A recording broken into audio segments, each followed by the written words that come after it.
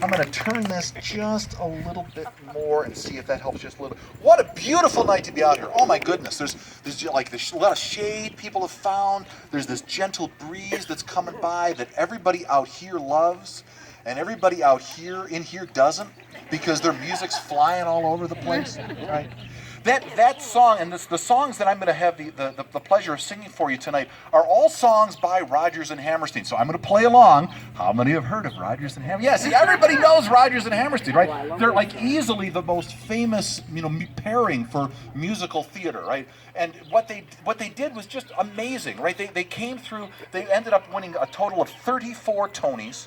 They had 15 Academy Awards, a Pulitzer Prize, and 2 Grammys as part of the work that they did, the opus of work that they did. Just marvelous. And they started composing at a time when musicals on Broadway were very light. They were just whimsical and farcical. You would have Ethel Merman come and just kind of sing some songs, or Fred Astaire just come and just kind of do some dancing. But they started to do something very different. They wanted to tell a story, and they put the story really first. And what they would do, is take all of the components of the show and make it lead to that. So the words, the story, the song, the dancing, everything would go and work as an integrated whole to come back to the main story that they were trying to tell. Now that first song that I did, "It's a Grand Night for Singing," comes from the only show that they actually wrote, the music that they wrote for a movie. Now you say that doesn't make any sense. They have all these movies, right? All those great Rodgers and Hammerstein musicals, but those were all written for the stage. The State Fair, the movie State Fair, was their only score that was written specifically for the screen. And the next song is their only musical that was written specifically for television. This was a production in, I got to look it up, 1957, with this young Julie Andrews that they thought maybe would work, right? And we'll try this out. Actually, that's not true. They actually had the opportunity to work with Julie Andrews and said, we definitely want to do this. They actually changed the networks that they were going to work with, so they had the opportunity to do it based on how the contracts were set up. And Julie Andrews, of course, is doing the princess in Cinderella. She's doing Cinderella, and this song is sung by the prince. And it's a very unusual song because the entire song is all questions. Everything that the prince sings in this song is a question as he meets Cinderella for the first time at the ball. So from 1957, the television production of Cinderella, "Do I Love You Because You're Beautiful."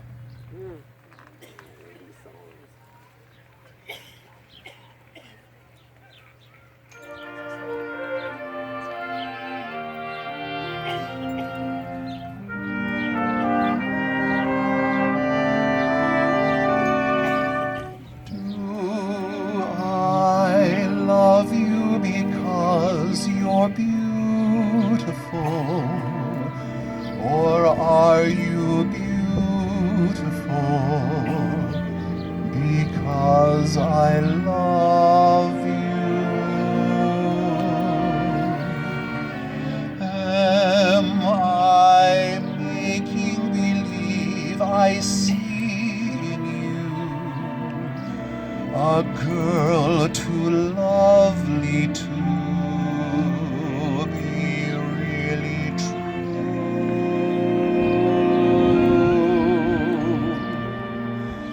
Do I want you because you're wonderful, or are you wonderful because I love you? Are you the sweet invention of a lover's dream, or are you really as beautiful as you seem?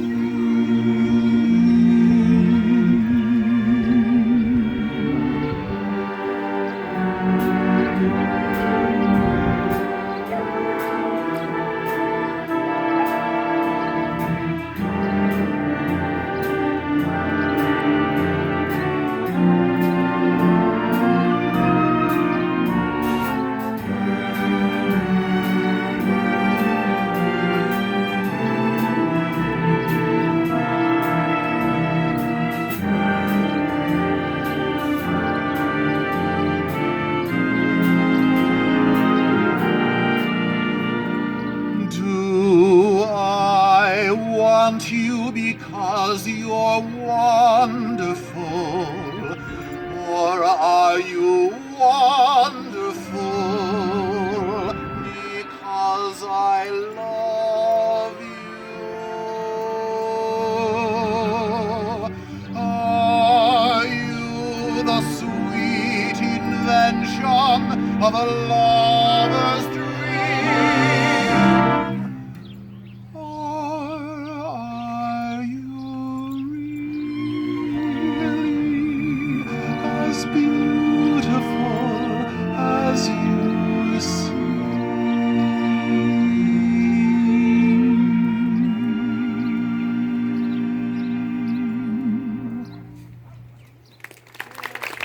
Thank you. Thank you very much.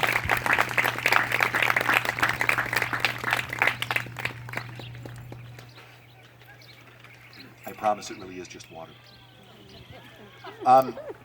Rodgers and Hammerstein were not afraid, as they told stories in the shows that they did, they weren't afraid to take on some really serious subjects. I mean, I'll be very honest. When I was, this big, and Rodgers and Hammerstein is on television, I'm watching or something. Oh, these are light, fun shows, right? They're not. These are actually very, very serious shows. The next song comes from the musical Carousel, which really is about domestic violence and the impact of a husband beating his wife.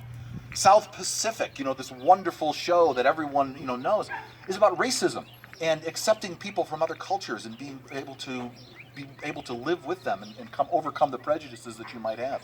And Sound of Music, the wonderful Sound of Music, right, is about the Nazi occupation of Austria.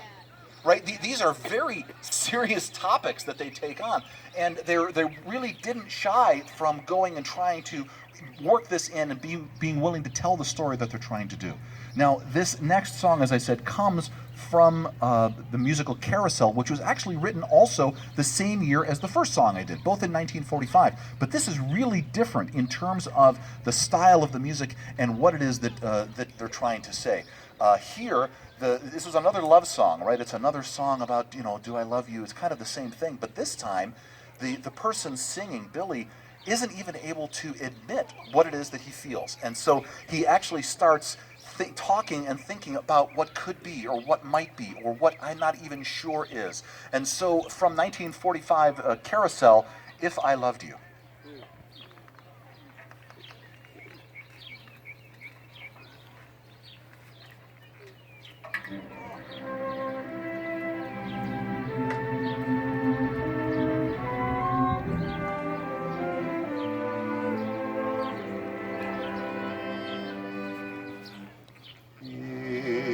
If I loved you, time and again I would have to say, all I want you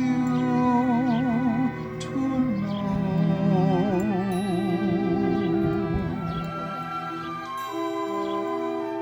If I loved you,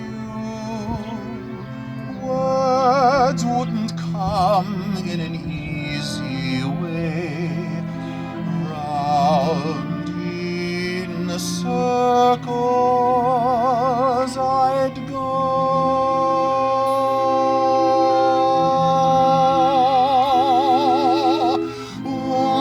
wanting to tell you, but afraid and shy.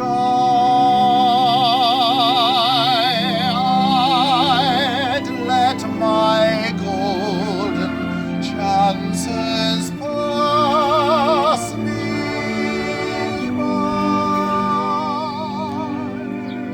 Soon you'd leave me, off you would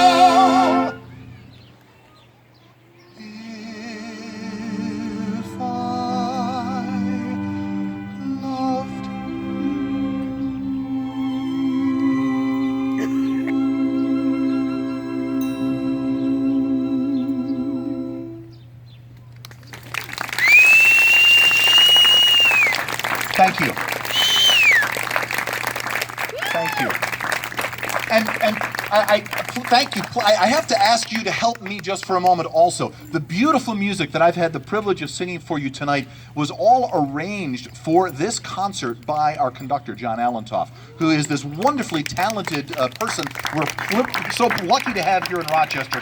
John, thank you for this beautiful music we've been able to listen to this evening.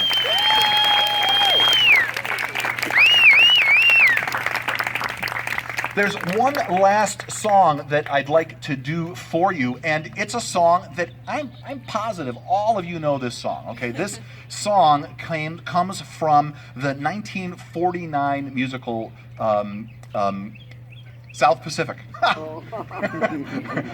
You all know it. The 1949 musical South Pacific. In the show, this song was sung by Enzio Pinza, right? The operatic baritone who came and sings this out. And the year that the show came on Broadway, the music came out and the recording came out, and the Pinza's recording of this song was released as a single and went to the Billboard charts, and that year, in 1949, went to number 7 on the charts.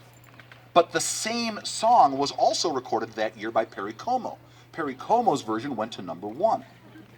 It was also recorded by Frank Sinatra. His recording went to number 6. Bing Crosby's recording went to number 3. Joe Stafford's recording went to number 4. This same song was released by 5 different people, all in the same year. All of them went into the top 10 on the charts. That's the kind of impact that Rodgers and Hammerstein had, not just on the stage, but in culture around us, right? Everybody knows this music. Everybody knows these songs. And so I hope that you will enjoy this last song, Some Enchanted Evening. Oh, I love it.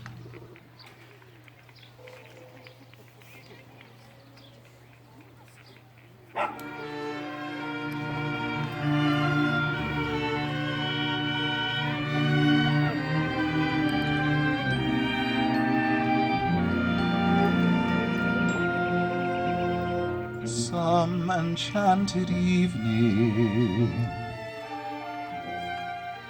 you may see a stranger, you may see a stranger across a crowded room, and somehow you know even then that somewhere you'll see her again and again.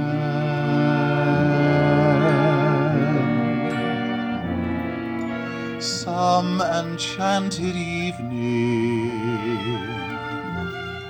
someone may be laughing.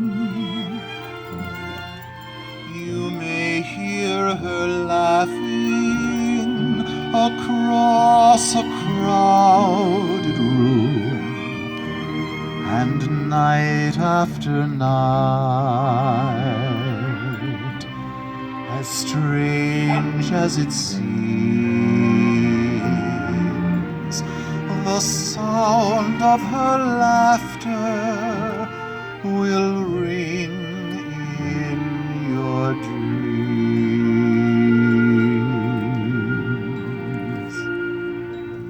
Who can explain it? Who can tell you why? Fools give you reasons, wise men never try.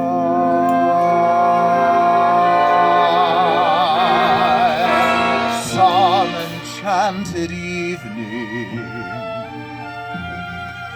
when you find your true love, when you feel her call you across a crowded room, then fly to her side and make her your own. For all through your life you may dream all alone.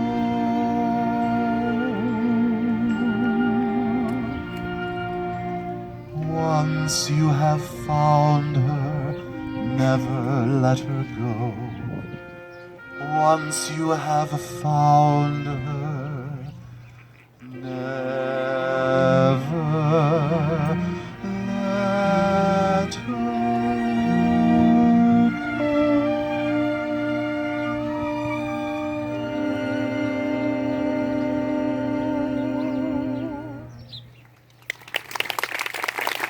Thank you. Thank you very much. And please help me thank the wonderful Brighton Symphony Orchestra.